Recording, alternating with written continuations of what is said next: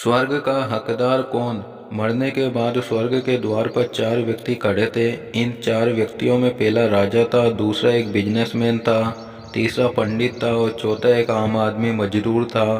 किसी को भी ये पता नहीं था कि कौन स्वर्ग के अंदर प्रवेश कर पाएगा और कौन वहीं से वापस लौटा दिया जाएगा। सब स्वर्ग का दरवाज़ा खुलने की राह देख रहे थे और आपस में बातें कर रहे थे। जैसे कि राजा को मरने से पहले से ही आदत थी, उसने अपनी बात सबसे पहले बताई। राजा ने कहा, मैं बहुत प्रख्यात राजा हूँ। मैंने धरती पर अपना बहुत नाम कमाया है, इसलिए पूरी संभावना है कि मैं ही स्वर्ग में जाऊँगा। फिर व्यापारी ने अपनी बात सामने रखी। वहाँ बोला, मैंने धरती पर खूब धन कमाया है और उस धन से मैंने सैकड़ों लोगों की मदद की, इसलिए मैं ही स्वर्ग का हकदार हूँ। अब बारी थी पंडित की, तो पंडित ने मुंह खोला और सबको यह कहा, चाहे तुम जो सोच लो, लेकिन यह बात तो तय है कि स्वर्ग के दरवाजे खुलेंगे तो मेरे लिए ही। सब जानते हैं कि पंडित दिन रात भगवान को याद करते हैं, इसलिए स्वाभाविक है कि स्वर्ग में पंडित का स्वागत किया जाए। जब सब ने अपना अपना पक्ष रख दिया, तब सबकी नज़र उस मजदूर पर थी जो चुपचाप अपनी नज़रें नीचे झुकाए बिना कुछ बोले वहीं पर खड़ा रहा। स्वर्ग का दरवाज़ा खुला और वहाँ पर एक देवदूत आकर खड़ा हो गया। देवदूत के हाथों में एक पुस्तक थी जिसमें इन सभी के कर्मों के बारे में लिखा हुआ था। देवदूत ने सबसे पहले राजा को अपने पास बुलाया और उसको पूछा, तुम बताओ, तुमने अपने जीवन में क्या क्या अच्छे कर्म किए हैं? मैं उन्हें इस पुस्तक में देखकर फैसला करूंगा कि तुम्हें अंदर जाने देना है या नहीं। राजा ने कहा, मेरा राज्य जितना बड़ा था उतना ही समृद्ध था और मेरी राज्य के सभी लोग खुशहाल थे। सभी बड़े आनंद से रहते थे। मैंने उन्हें कभी भी किसी भी चीज़ की कमी नहीं होने दी। यही मेरे अच्छे कर्म है।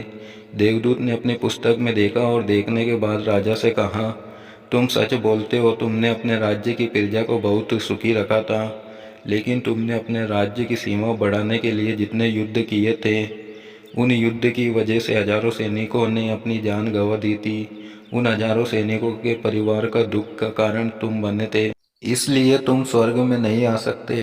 अब बारी थी व्यापारी की। व्यापारी से जब देवदूत ने पूछा कि तुम्हारे अच्छे कर्म क्या है, तब व्यापारी ने उससे कहा, मैंने सैकड़ों लोगों को खाना खिलाया है, कई आश्रमों में दान किया है, कई निराश्रित लोगों के लिए घर बनाकर दिया है। ये मेरे अच्छे कर्म हैं। देवदूत ने फिर से अपने पुस्तक में ध्यान से देखा और देखने के बाद व्यापारी से कहा, तुम्हारा कहना भी ठीक है कि तुमने बहुत दान धर्म किया है, लेकिन ये दान धर्म तुमने जिन पैसों से किया है, उन पैसों को कमाने के लिए तुमने ना जाने कितने झूठ बोले हैं, कितनी हेराफेरियाँ की है और कितनी मिलावटें की हैं, इसलिए तुम भी स्वर्ग में नहीं आ सकते। जब पंडित से यही सवाल किया गया तो पंडित ने बड़े ही आत्मविश्वास के साथ कहा, मैंने अनगिनत लोगों को ज्ञान दिया है, हजारों यज्ञ और पूजाएं की हैं और दिन रात भगवान का जाप किया है।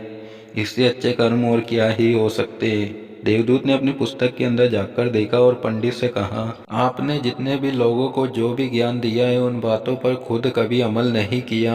आपने यज्ञ, पूजा या भगवान का नाम निस्वार्थ भाव से कभी नहीं लिया, इसलिए आपका भी स्वर्ग में आना प्रतिबंधित है।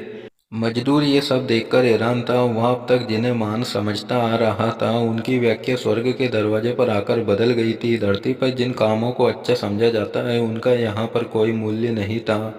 यमदूत ने जब इस मजदूर को अपने पास बुलाया और इससे पहले कि वहाँ उससे उसके अच्छे कर्मों के बारे में पूछता, मजदूर बोल पड़ा, प्रभु, मैं जानता हूँ कि मैं भी स्वर्ग में आने के लायक नहीं हूँ, लेकिन मैं फिर भी एक बार बाहर से ही स्वर्ग को जाकर देखना चाहता हूँ। बस इससे ज़्यादा मेरी कोई इच्छा है ही नहीं, क्योंकि ऐसी इच्छा पालने के लिए मैंने जीवन में कुछ भी नहीं किया है। मैं पूरे दिन मेहनत करता हूँ, जो भी पैसे कमाता हूँ उन्हें अपने परिवार के पालन पोषण में खर्च कर देता, इसलिए दान धर्म के लिए कुछ बचता ही नहीं।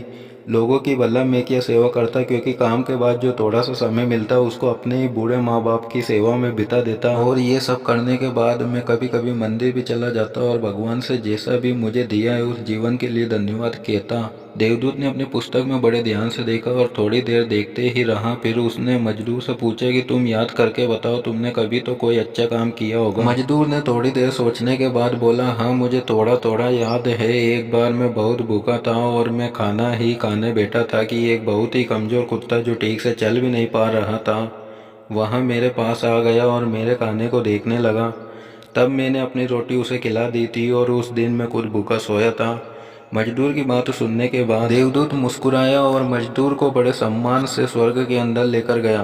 दोस्तों, अच्छे कर्म लोभ मोह माया इन सब भावों में आकर नहीं किए जाते हैं और ना ही उन्हें अच्छे कर्मों की श्रेणी में गिना जाता है। निस्वार्थ भाव से किया गया एक ही अच्छा कर्म भी आपके जीवन के सारे पाप धोने की शक्ति रखता है। इसलिए जब भी मौका मिले निस्वार्थ भाव से और अच्छे मन से अच्छे कर्म किया करें।